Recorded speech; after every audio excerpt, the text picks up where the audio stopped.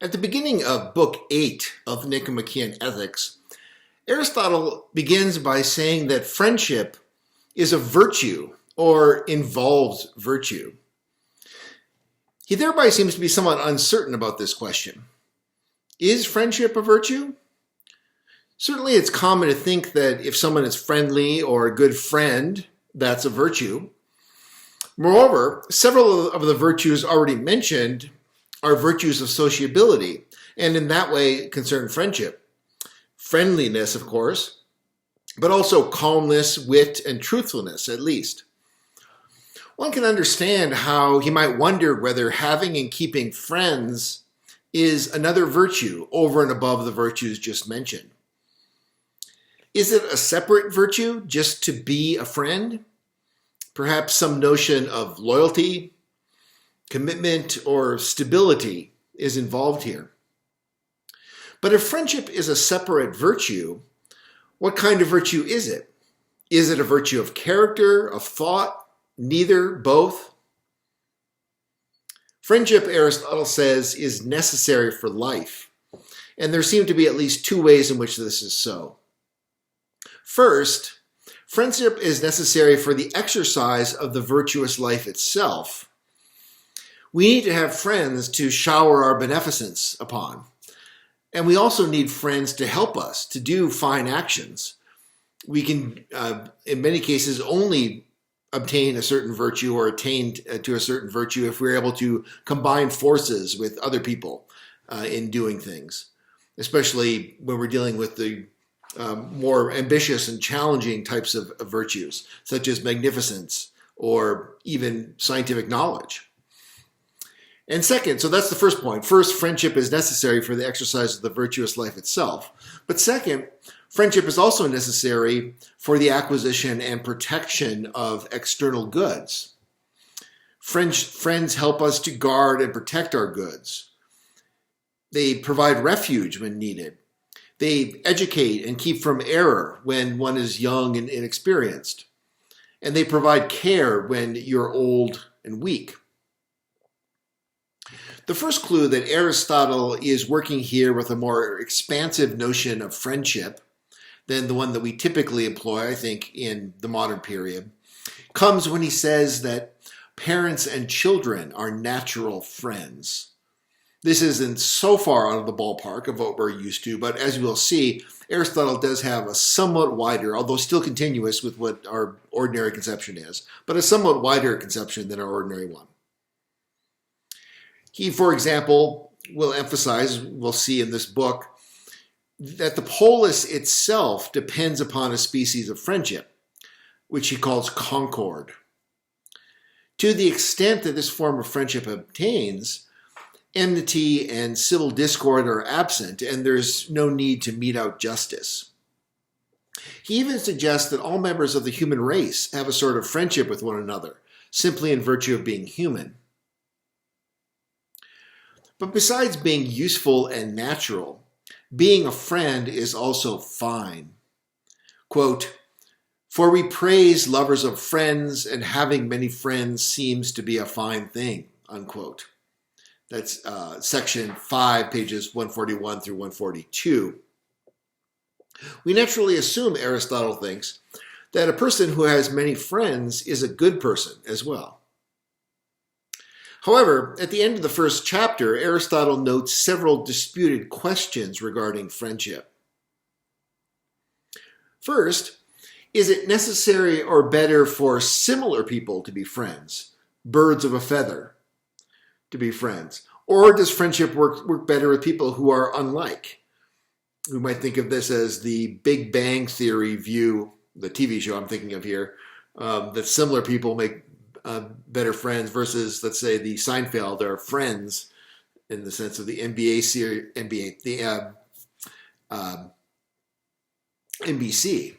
series from the 90s and early 2000s, with people who are more unlike being friends. So is it better for people to be similar to one another if they want to be friends, or is it better that they be somewhat dissimilar? A second issue, which is one that he immediately tables, but that is worth mentioning because it alludes to a certain cultural milieu in which Aristotle's writing. That's the question, is there a friendship in the cosmos that serves as a kind of metaphysical principle, as Heraclitus or Empedocles thought?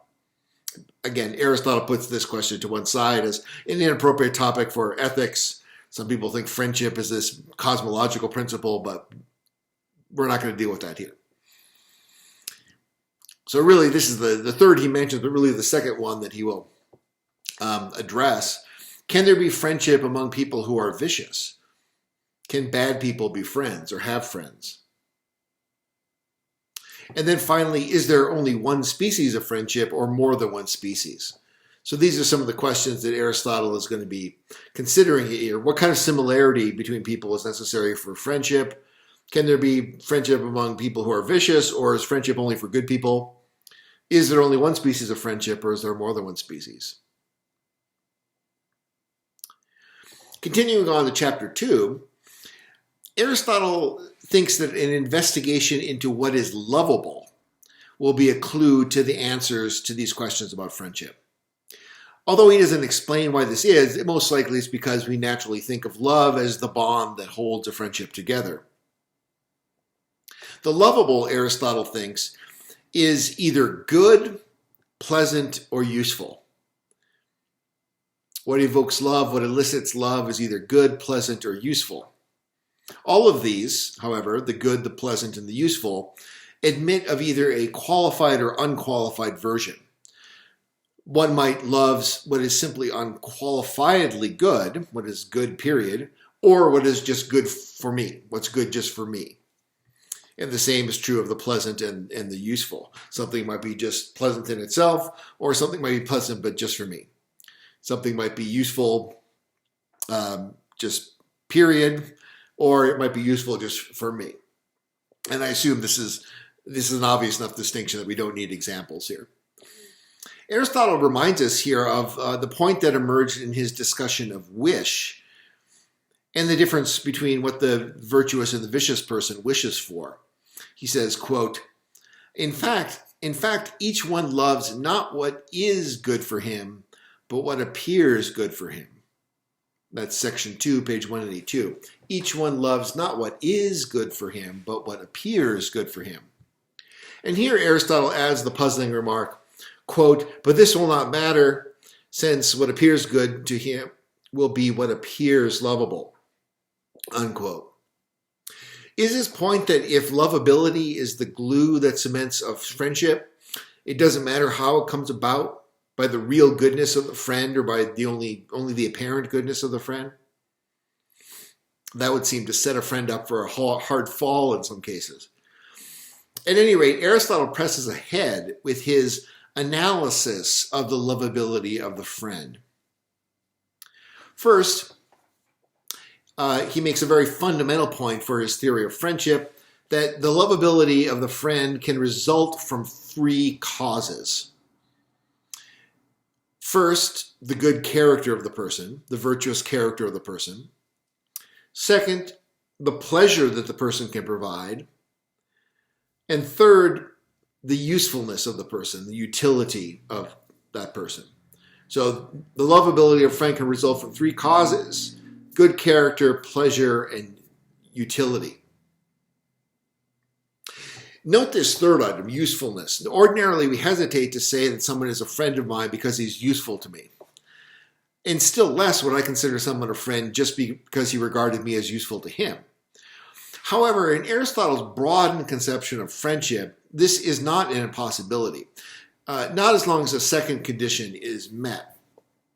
And this we see, if we look on page 143, section 3, he says, these are the 3 causes then of love. He's just described the 3: goodness, pleasure, and utility. Now, love for an inanimate thing is not called friendship, since there is no mutual loving and no wishing of good to it. For it would presumably be ridiculous to wish good things to wine. The most you wish is its preservation so you can have it. To a friend, however, it is said, you must wish goods for his own sake. If you wish good things in this way, but the same wish is not returned by the other, you would be said to have only goodwill to the other, but not friendship, is the implication. For friendship is said to be reciprocated goodwill. Reciprocated goodwill. So in other words, a second condition here is that the lovability is caused by either the goodness, the pleasantness, or the utility, the usefulness of the person, and the love is reciprocated. There is a kind of friendship that can be based upon reciprocated usefulness, which involves a kind of love. We sometimes even say things like, I love my hairdresser, or I love my boss, and by which we mean, I love my hairdresser qua hairdresser, or I love my boss qua boss, in their function or in their role. And they probably love you back if that's the case. If the love is only one way, then Aristotle calls that, as it says here, goodwill. But if it's two-way, then it's friendship. Finally, Aristotle considers the puzzle. Suppose two people each have goodwill towards the other, but they're unaware of this. Should we say that they're friends? And Aristotle thinks not. He says, how could we call them friends given that they're unaware of their attitude towards each other? So by the end of the second chapter, then, a definition of friendship suggests itself. And this is what we have here. Friends, let's try to avoid the reflection here. Friends must have goodwill towards each other, wish goods to each other, and be aware of this. And their friendship must be based upon their good character, pleasantness, or usefulness. So that's the view. Friends are persons who have goodwill towards each other, sort of a subjective condition. They have a certain feeling towards each other of love. They wish goods towards each other. This is a sort of objective or material condition. They actually wish good things for each other, objectively. And then there's a kind of self-consciousness condition. They must be aware of this. And of course, there's implicit reciprocity here where we're talking about each other. It implies reciprocity. So there's a fourth condition, a reciprocity condition. So a subjective condition, an objective condition, a self-consciousness condition, and a reciprocity condition. And then finally, this specifies the three types of friendship. The basis or the cause of this goodwill is either their good character, their pleasantness, or their usefulness, their utility. So that's Aristotle's definition of friendship.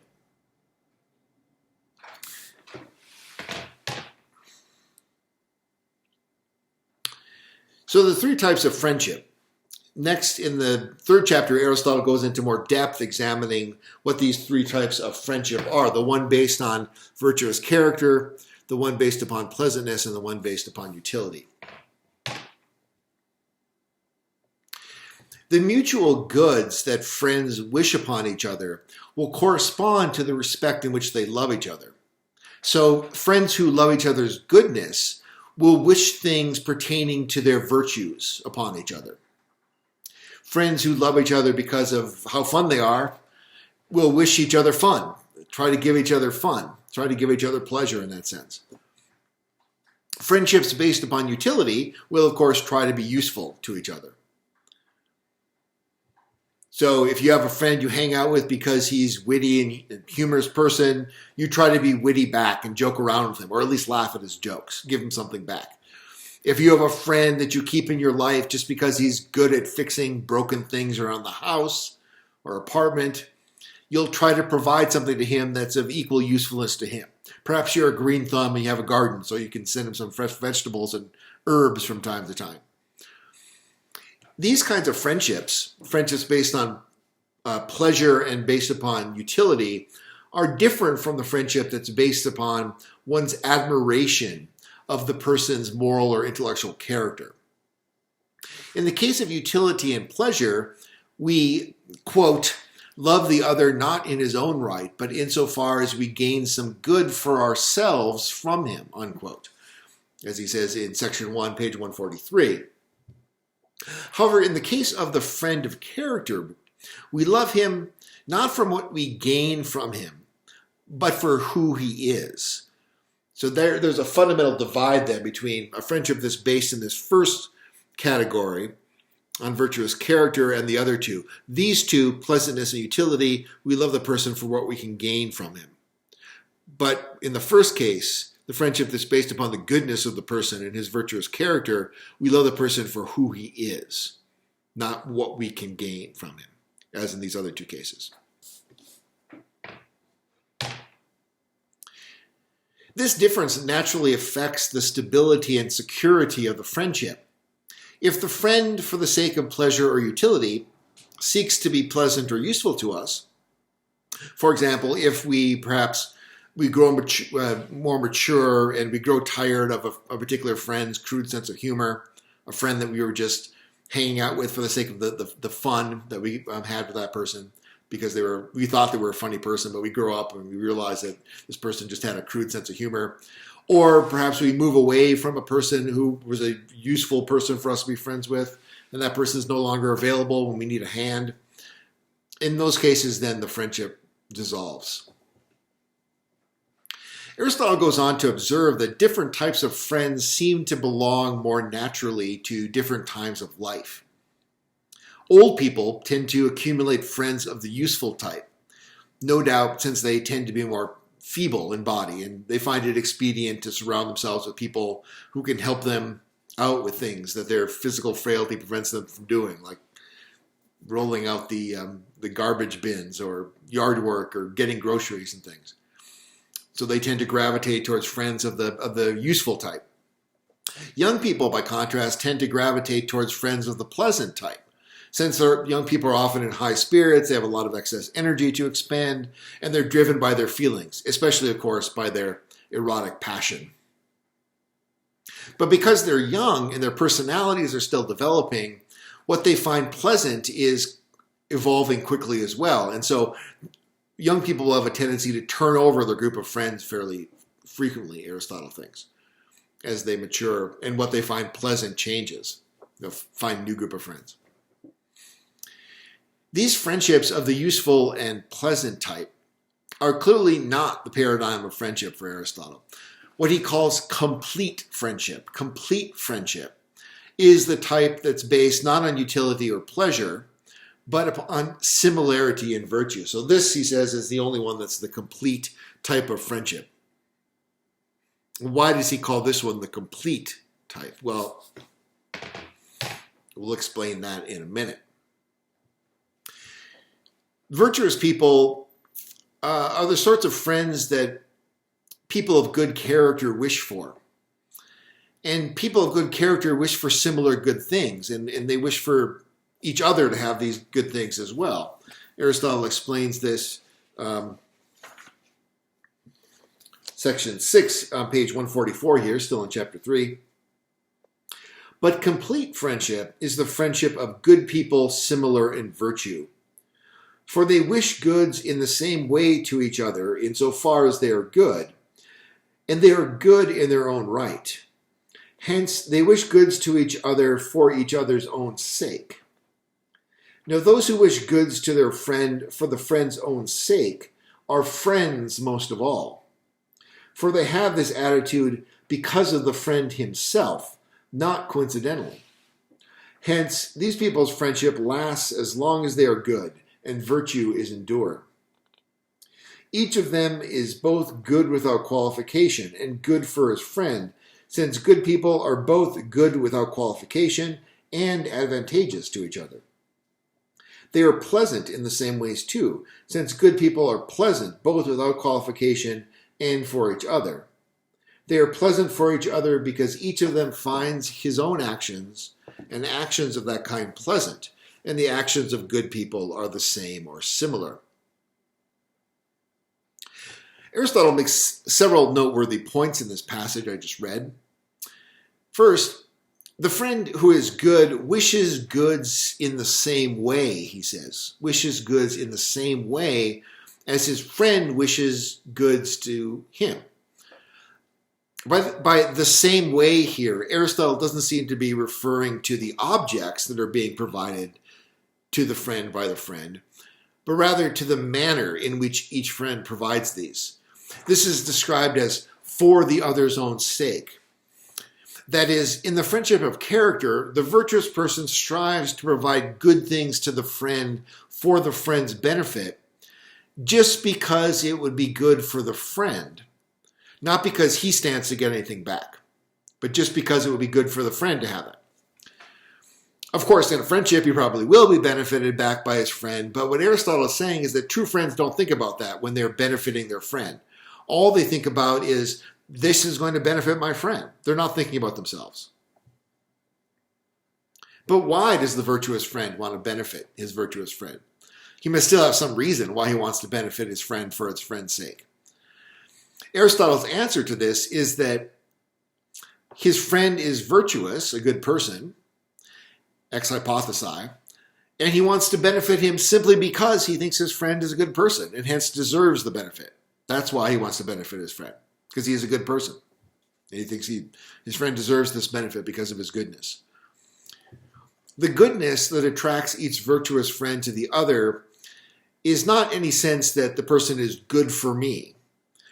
Rather, it's simply that he or she is good, period. Sometimes we do say this person is good for me, and we mean they're a good moral influence and so on. But that's not what's going on here in the friendship based upon virtue. That would be a kind of highbrow utilitarian friendship if you believe this person was a good moral influence on you. Rather, the friendship of virtue, as Aristotle's thinking of it, is based simply on the idea that this person is good, and I love the person because they're such a good person, period. As Aristotle puts it, each friend in this relationship is good without qualification, meaning not good because they're good for me, but just because they're good, without qualification. The actions of such a person will be pleasant to be the recipient of, and it will also be pleasant to act to benefit such a person. Hence, the virtuous friendship is in no way incompatible with a friendship that's pleasant as well. It's just not based upon or conditioned upon pleasure. And he mentions here also that the friendship between virtuous people will also be advantageous. The friend will help you out in ways that are useful to you. So it will be useful as well. And this is why he describes the virtuous friendship as a complete friendship, because it includes also pleasantness and utility. But it's really based upon and has its center in the love for the goodness of the friend, even though these other things are also present as well. Even though it's also a pleasant relationship to be in, and it's also a useful relationship to be in, that's not the reason that you're in it. Your reason that you're in it is because your friend is a good person, you admire them, and you love them for their goodness. Aristotle refers several times to the similarity between virtuous friends, but he doesn't seem to be thinking of anything like what we would call similar interests or the similarity between their personalities or anything like that. Rather, they're similar simply in being virtuous. They don't necessarily have to have the same personality type in the sense of a personality test.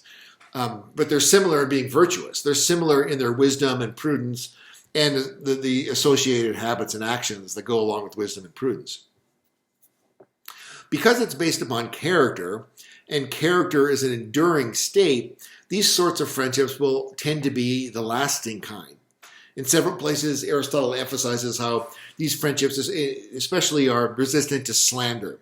You hear a friend, you hear some person badmouth your friend, it's a virtuous friend, and you don't believe them. Whereas friendships based upon pleasure or utility, you're more inclined to gossip about those types of friends and believe bad things about them, but not about a friend whose friendship with you is based upon this reciprocal sense of the goodness of each other. However, Aristotle also notes that these kinds of friendships, and I'm quoting here, it's from section 8, these kinds of friendships are likely to be rare, since such people are few. Yes, sadly, these type of virtuous friendships are likely to be rare, because virtuous people are few. Note that he's acknowledging here the implicit conclusion of Book 7 on incontinence, that truly virtuous people, although they set the ethical standard for all of us, are few in number. This introduces a bit of poignancy into the search for the true friend. Someone may wish to have this kind of complete friendship and therefore be quick to assume that someone who appears truly virtuous is. However, these appearances may be deceiving and the person will wind up disappointed. And of course, you might also become depressed when you become aware that your character is such that you don't really deserve to be loved for your own goodness. So you don't really deserve this kind of virtuous friendship. You're not worthy. So that's kind of the sad part of this theory, that the complete friendship is rare and difficult to attain because virtue is rare and difficult to attain. Okay, this leads to our first discussion question. Do you agree with Aristotle's classification of the three types of friends and his ranking of the virtuous friendship as the only truly stable and complete type of friendship? How far advanced do you think a person has to be in virtue in order to be this type of friend? Is it necessary to have virtuous friends for happiness? Or can one be perfectly happy with only friends of the other types? Explain your answers. So this is the first discussion question once again. Do you agree with Aristotle's classification of the three types of friends and his ranking of the virtuous friendship as the only truly stable and complete type of friendship? How far advanced do you think a person has to be in virtue in order to be this type of friend? Is it necessary to have virtuous friends in order to be happy? Or can one be perfectly happy with only friends of the other types? Explain your answers.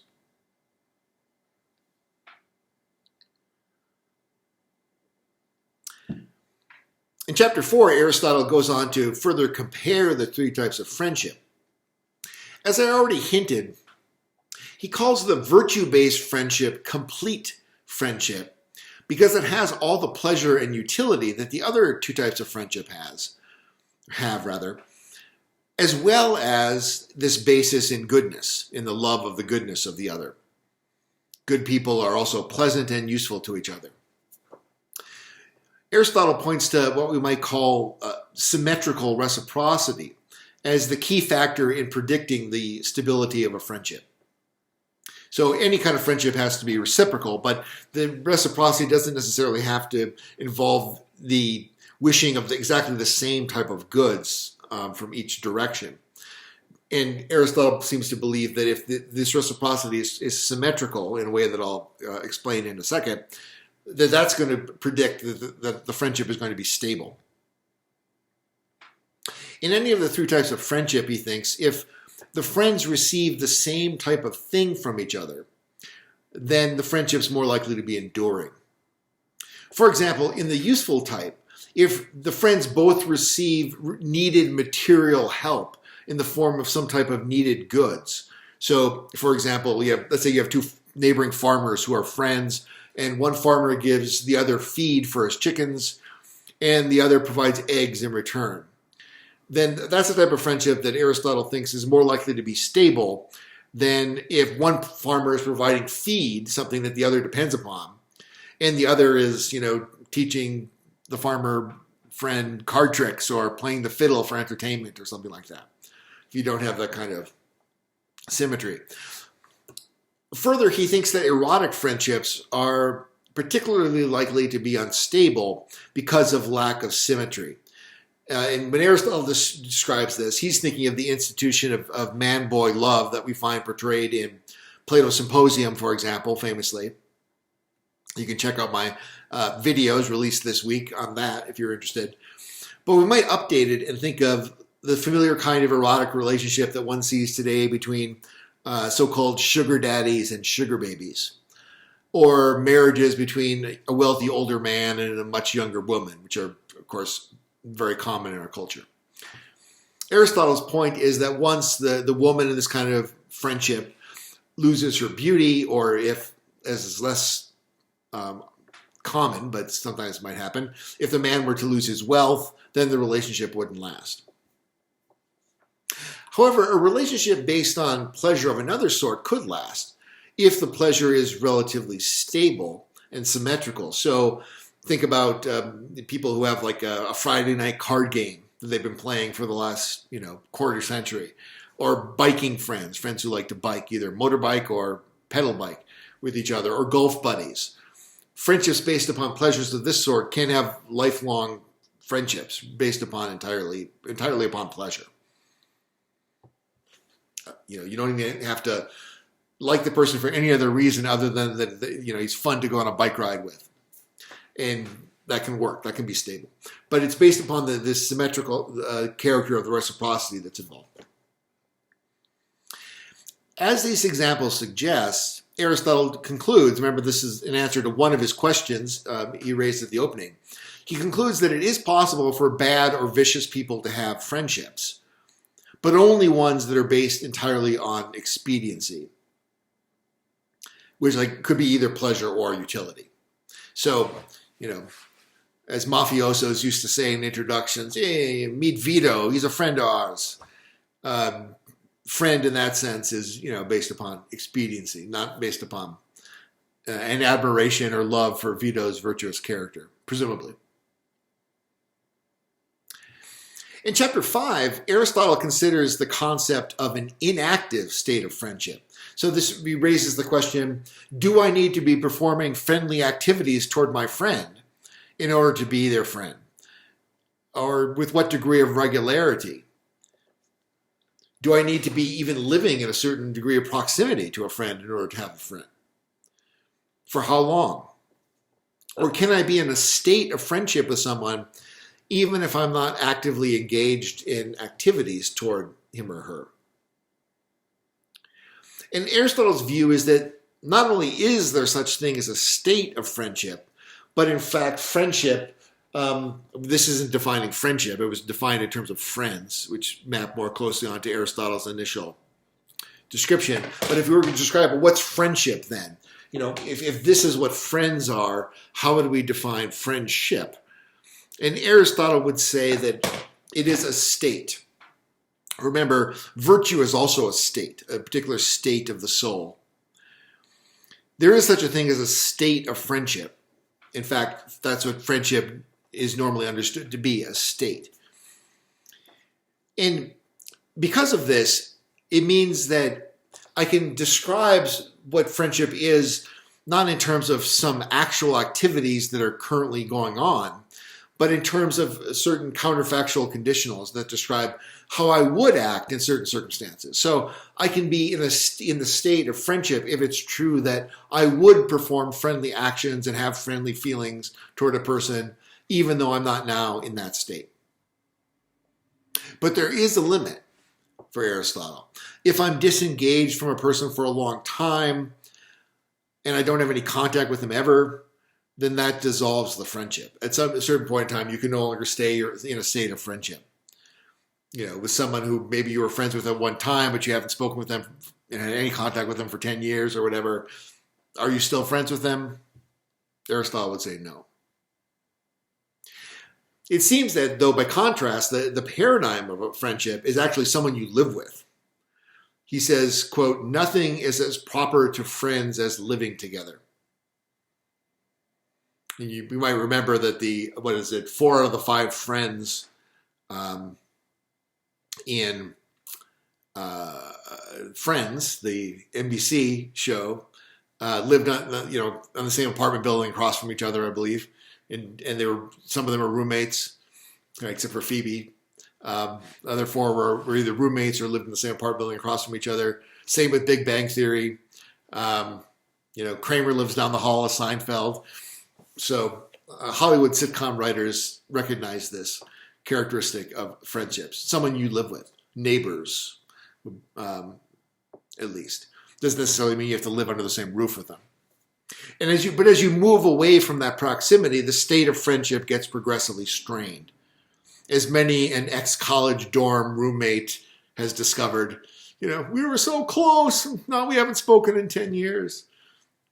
Well, we don't live in the same dorm anymore. So friendship, as I said, though, is a state for Aristotle. Normally, that's how it's understood. It's a state, meaning friendship is not an action. It's not a perpetual activity, nor is it a feeling. Aristotle notes that you can have feelings of love, even admiration, even towards inanimate objects. Your 79 Chevy Camaro that you love and you even admire it. in a certain sense. But you're not friends with it, at least not if you're normal. Maybe you could have a robot car like what is it called? The Knight Rider, whatever, the 80s TV show with David Hasselhoff. That kind of car you can be friends with. But normally with the 79 Chevy Camaro, you can't be friends with. The difference is that friendship implies a decision, and indeed it implies two decisions, since it must be reciprocal. You can't be friends with someone just by deciding to be their friend if they don't want to be friends with you. Everyone knows this. So in this, friendship is similar to virtue, which we've seen is also a state-involving decision, but it's also essentially different, since it cannot be said to be the state of the soul. It's not the state of anybody's soul or character. It's might be described as a joint product or a combined product of two characters. That's what friendship is. So its ontological status, as you might say, is essentially different from virtue, even though it does pertain to virtue, as Aristotle would say. It's got similarities to virtue. It involves the exercise of virtues, but it's not something that we could just group under the general heading of the virtues of character, because it isn't exactly a state of the soul. Okay. Aristotle notes that there's a major difference in friend-making between younger and older people. Older people are worse-tempered and sour towards others. They don't like meeting people, so they make friends less easily, right? You kids, get off my lawn, cranky old men. Young people, however, are more naturally outgoing and willing to meet people.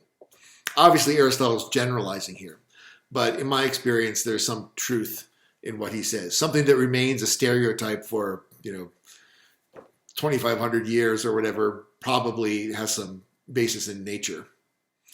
So there is this difference between the way old people and young people have friends. What about the number of friends? Is there a limit? Of course, in this age of social media, we tend to answer no. What's the limit? I don't know how many people live on the planet Earth now.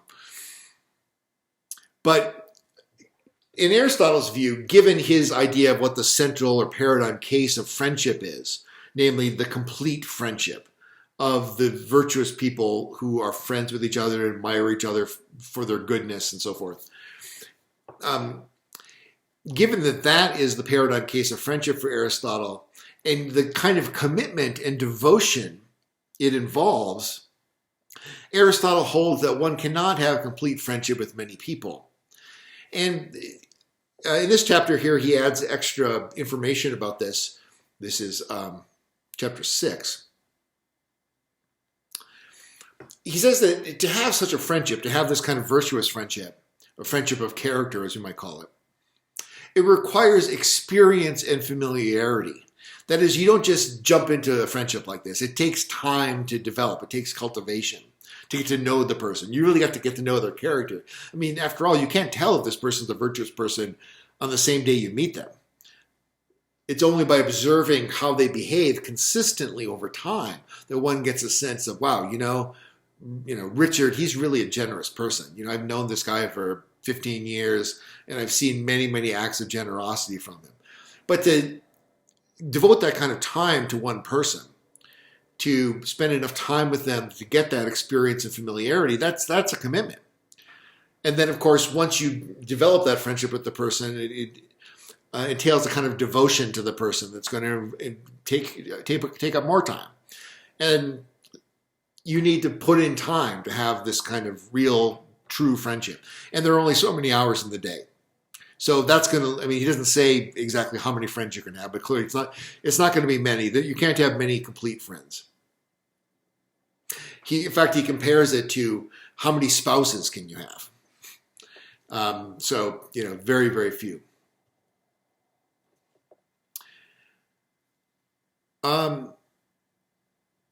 Aristotle notes that one may have pleasure friends for one part or area of one's life and useful friends for another part without there being much overlap between them. He thinks that persons in positions of power are particularly prone to this. And this seems to remain largely true in our day. Interesting observation that these types of friendships can sort of divide where you have one sphere of your life, your private life, so to speak, that maybe is where you have your pleasure friends, and then in your workaday world, you have these friends that are basically utility friends. You may not like them, but you find them useful. The next topic is friendships between unequals. Is it possible to be friends with a person who is your superior or inferior? For example, can a father be friend to his son, or a mother be friend to her daughter?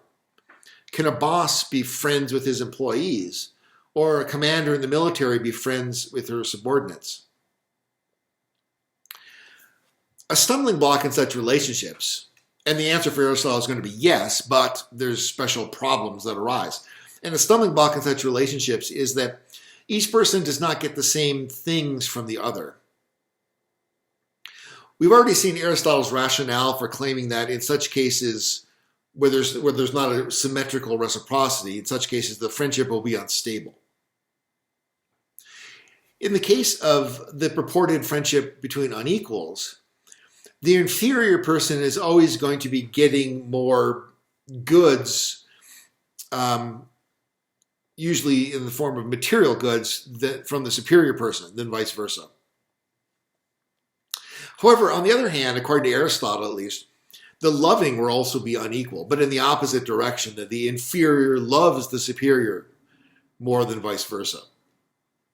And we note here that there's a rationale for this, since the inferior is getting more goods, especially material goods, so it stands to reason that he would love more. There's also evidently an element of cultural relativity in this judgment of Aristotle's. Do we think today that a child loves his parent more than the parent loves the child? Perhaps we're more sentimental towards children than they were in ancient Greece. I don't know. Aristotle also makes the interesting observation that, quoting him here, if friends come to be separated by some wide gap in virtue, vice, wealth, or something else, they are friends no more. I forgot to write down the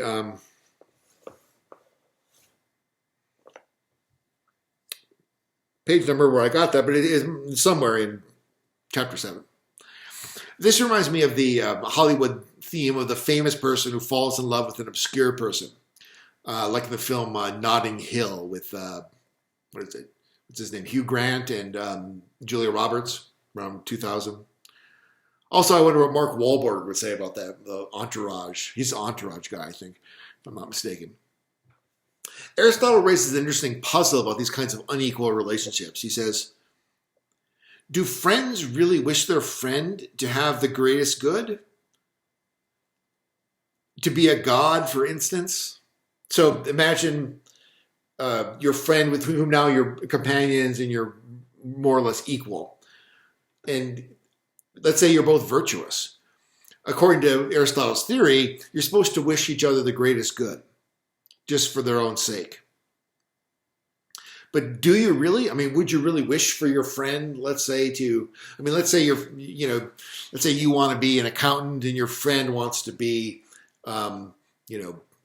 president of a Fortune 500 company or a famous musician or movie star or something like that. Would you really want your friend to obtain that? It's this other movie, which I haven't seen yet, but I hear is about a similar theme. What's it called? La La Land? That kind of idea. Do you really wish your friend to have the greatest good, to be a god, for instance? For if he becomes a god, he will no longer have friends and no longer have goods, since friends are goods. This is an extreme case, but that's Aristotle's view, that if he's a god, if you really want him to be a god, then he's not going to be your friend anymore. So do you really wish that? If then it was right to say that one friend wishes good things to the other for the sake of the other himself, the other must remain whatever sort of being he is. Hence, it is to the other as a human being that a friend will wish the greatest goods, although presumably not all of them, since each person wishes goods most of all to himself. That's an interesting qualification we haven't really mentioned yet, that friendship for Aristotle isn't this kind of Christian idea of laying down your life for your friend. It doesn't go quite that far. You wish the friend to have all the good, but not to the point where you're going to, sacrifice yourself. on Aristotle's understanding of friendship. Okay, so this leads to a second discussion question that's sort of loosely connected with this topic of friendship between unequals, which is, can a person truly be friends with someone far superior to themselves in some valued domain, such as power, wealth, or fame? Can a human being be friends with a god? Or, to use our modern equivalent, can an ordinary, obscure person be friends with a famous celebrity? Or, alternatively, do people have to be of roughly equal status in order to be friends? Are parents and children, employers and employees, or commanders and subordinates in the military, are they of equal enough status to be friends? These categories, parents, children, employers, employees, commander, subordinate, are they of equal enough status to be friends? Explain the rationale for your answers, including whether you think Aristotle's philosophy of friendship supports your answers. Okay, so that's a long, complex question. I'll read it again. Second discussion question. Can a person truly be friends with someone far superior to themselves in some valued domain, such as power, wealth, or fame? Can a human being be friends with a god? Or, to use our modern equivalent to that, can an ordinary, obscure person be friends with a famous celebrity? Or, alternatively, do people have to be of roughly equal status in order to be friends? Are parents and children, employers and employees, or commanders and subordinates in the military of equal enough status to be friends? Explain the rationale for your answers, including whether you think Aristotle's philosophy of friendship supports your answers.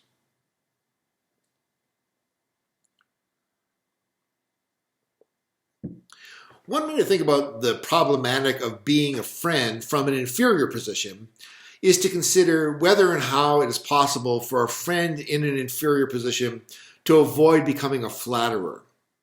That's what Aristotle calls a friend in an inferior position, suggesting that there's a structural problem with attaining true friendship without equality. He astutely observes that surrounding oneself with flatterers is a common phenomenon once people reach a position of superiority of any type. So this is the opening section of chapter 8, page 151. Because the many love honor, they seem to prefer being loved to loving.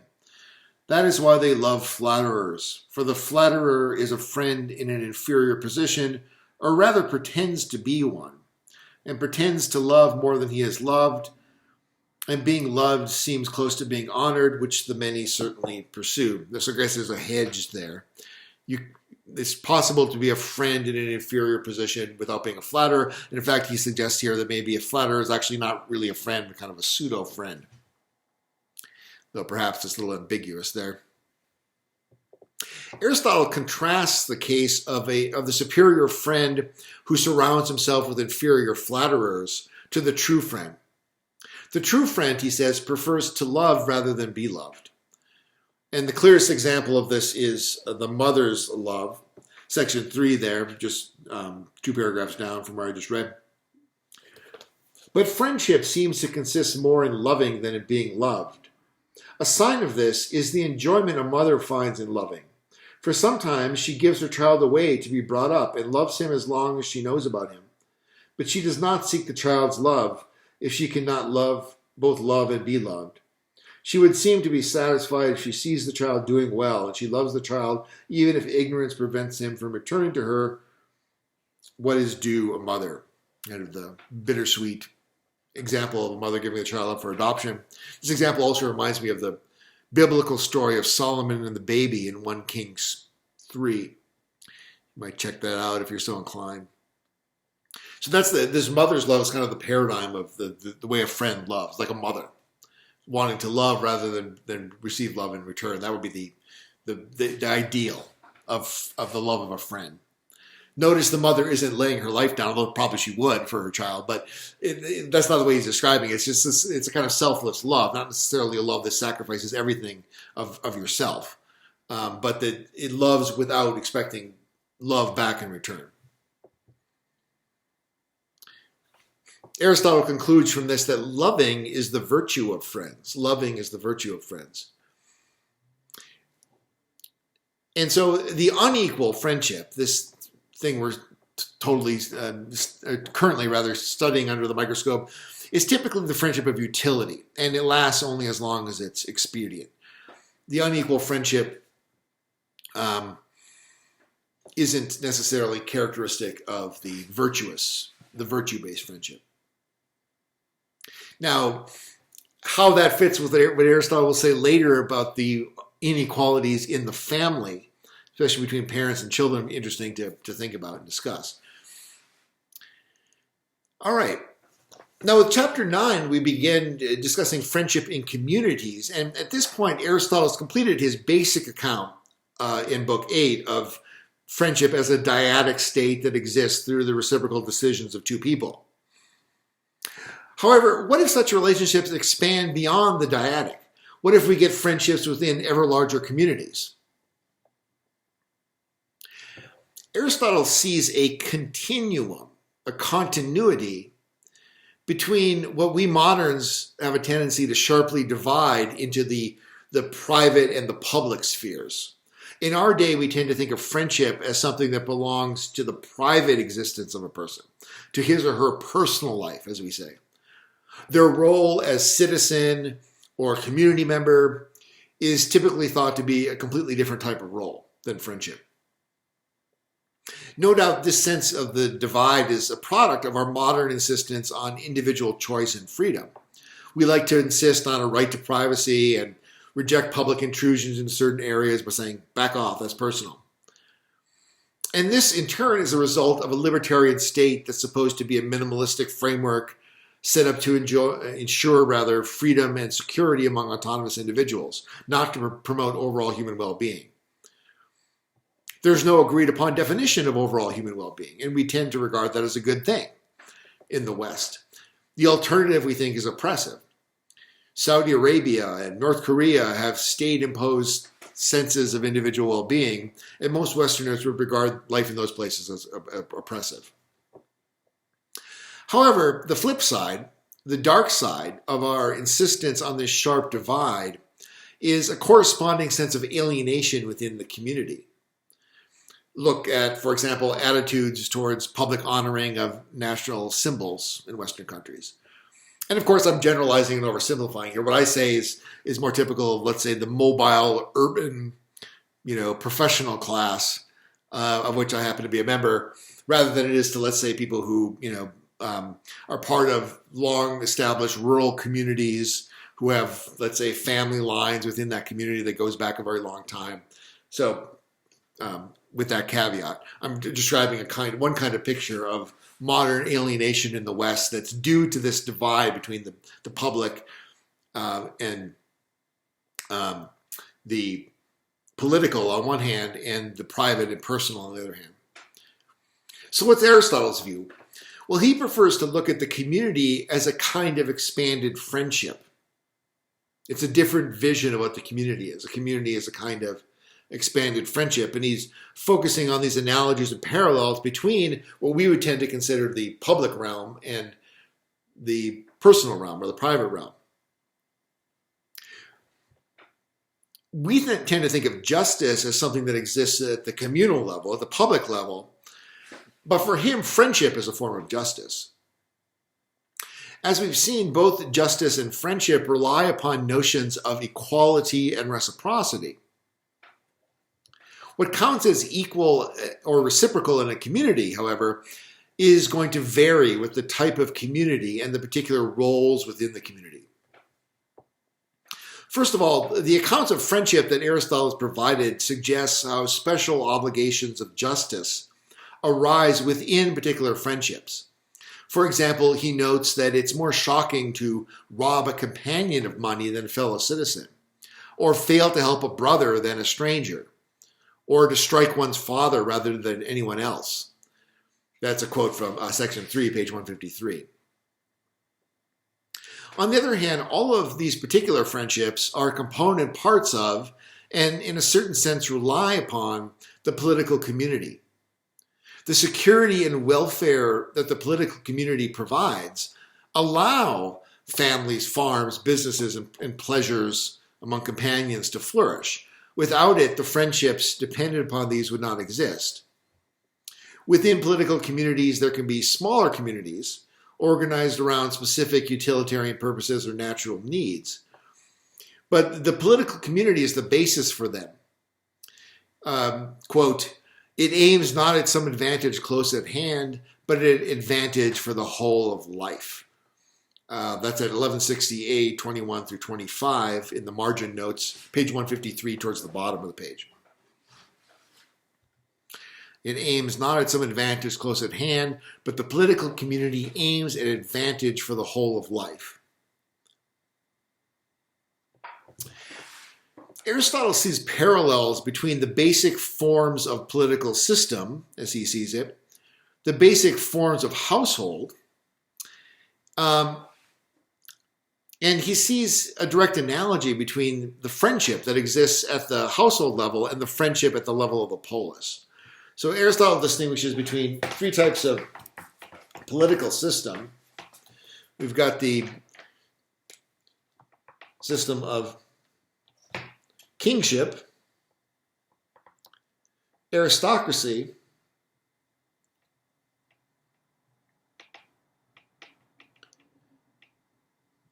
and timocracy. So kingship, pretty self-explanatory, the political community, political system where you have a king who rules. Aristocracy, which is the rule by the best people in the community, ideally the most virtuous people. And timocracy, which would be ruled by those who own property. So he thinks of these as the three types of political system. And each of these has a deviation that's a sort of corruption of the system. So the deviation of kingship is going to be let's see.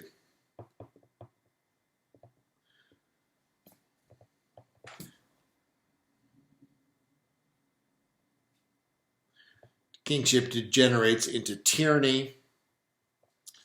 Aristocracy degenerates into oligarchy, and timocracy degenerates into democracy.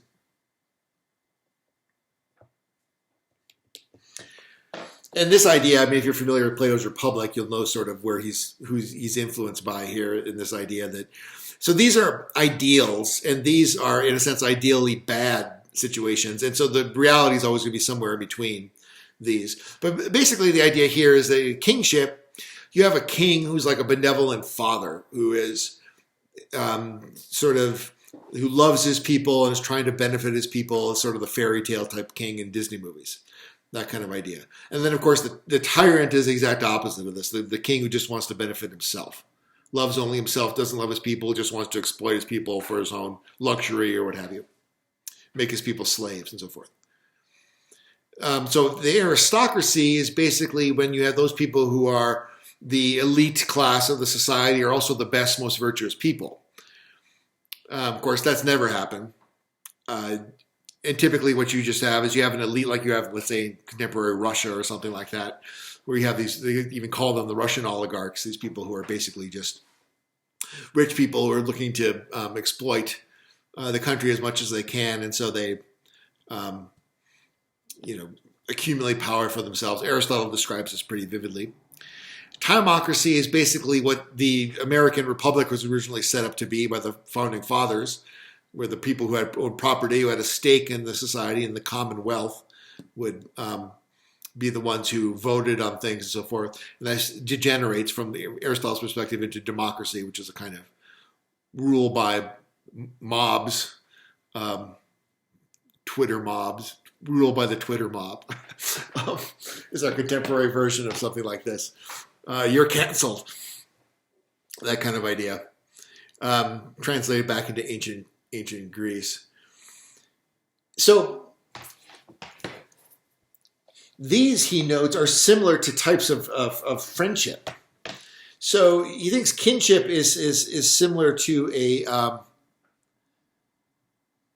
a patriarchal household. a household where the father rules. A household governed by an equal marriage is like an aristocracy.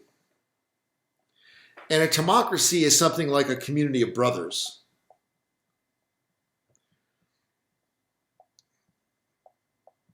Maybe, something like what Plato's Republic was supposed to be, or some religious brotherhoods perhaps could be like this. So the patriarchal household, again, you could have the same kind of virtues and vices here. You could have a benevolent father who just sort of rules. He says in Persia, this kind of household is a tyranny where the father in the household treats his sons as if they're slaves. The aristocracy is most like a household. There's an equal marriage where the man and the woman are equal. Of course, equal but different, Aristotle would say, because they have different roles, but nonetheless, they're sort of equal status. And he even notes that sometimes heiresses really control the household if they're the ones who bring the money into the marriage. That's like an aristocracy. And then I mentioned the community of brothers. So he sees these parallels between different types of friendship and different types of political systems. In chapter 11, he talks about friendships and political systems. So the basic Aristotelian schema for friendship plays itself out in political systems and households. So in the kingship, the king is a friend to his subjects in the sense that he benefits his subjects. He ensures that they have the goods they need. Aristotle even says, as a shepherd tends to his sheep. Where ever heard that before? First tier. The king is like a good shepherd. A father's relationship to his children in a good patriarchal household resembles the king's friendship to his subjects. Although Aristotle notes that in the case of the familial relationship, the benefit is actually greater here than in a kingship system, because the children actually owe their very being to the father. And these, of course, are going to be friendships of superiority and inferiority in the kingship and the patriarchal household. The friendship of a community of brothers is more like a friendship of equals, however. And then we have friendship in families. And in further discussing friendship in families, he's already sort of broached the topic here, but Aristotle, from our perspective, takes for granted that the family is basically patriarchal, but he thinks of a patriarchal household as more of a household in which the father is something like an absolute monarch, which is different from a situation where you have a man and a woman in socially defined roles, but nonetheless have a kind of equal status within the household in terms of their dignity, so to speak. We've already seen that in conferring goods and benefits, the family structure parallels other structures in which there's an inferior and a superior. However, Aristotle notes that there's a special dimension to the family friendship. The biological relation makes it the case that the parent has the sense of the child as his or her product. I made you. I gave you life. I can take it back, as in the old cliche sitcom joke. And so because of that, there's a sense of an ownership relation that's different from in the kingship political system, for example. The parent doesn't see the child as a wholly separate being from himself or herself. Parents, Aristotle observes, love their child as they love themselves. It's their ego, if you want to talk about their ego is extended out to include their children as well. Friendship between siblings, by contrast, if they're close in age, is similar to friendship between companions, Aristotle thinks, who aren't related. The child's relation to the parent is that of an inferior to a superior. It's like a mortal's relationship to a god, he says. This is, I guess, why every teenager needs to go through their moment of their Promethean or Adam and Eve in the Garden of Eden sort of moment of rebellion against their God, the figure that seemed like a god to them when they were a child. Aristotle views the relation between a husband and wife as a natural friendship, and is basically a friendship between equals. Equals, however, who have distinctive roles within the friendship that are dictated by nature. You see him describe this. This is 1162a24, page 158 in our text. He notes there that at its best, the marriage friendship has the potential to become a friendship of virtue. If they're both decent people, it can become a friendship of virtue. Okay, finally, we'll wrap this up by just quickly discussing the topic of disputes between friends. And this covers the final two chapters of Book 8, chapters 13 and 14. So the last two chapters deal with different types of disputes that arise. And the disputes will be different if the friends are equal and if they're unequal. The basic precept that he puts forth is that in disputes between friends, as in disputes between matters of justice and injustice, a state of equality must be restored. However, this restoration of equality plays out differently if the friends are equal than if they're unequal. If the friends are equal, the resolution to any dispute is simple and straightforward. You just restore the equality. And typically such disputes only arise in the case of friendships of utility, and the resolution will be straightforward. So, for example, to go back to my example from earlier, if I've been giving you the same amount of chicken feed for years on end, and you've been giving me a certain amount of eggs that I expect, and then you've gradually been reducing the number of eggs that you give me for my chicken feed, a dispute may arise. But it can be settled in a straightforward way. We just air the grievance and say, hey, I notice you've been giving me fewer and fewer eggs, and I've been giving you the same amount of feed, and we see whether the friendship, which here is one of usefulness, is maintained or not. These sorts of disputes can easily arise in friendships of utility because they're typically based on an implicit understanding rather than explicit conditions. That can be in a friendship of pleasure too. For example, when it's understood, sometimes it evolves into a relationship where close friends will understand that they'll send each other a text at least once every couple of days. There's this expectation. And someone might feel hurt or slighted if they don't get a text from their friends, or worried, wondering, why didn't you send me a text?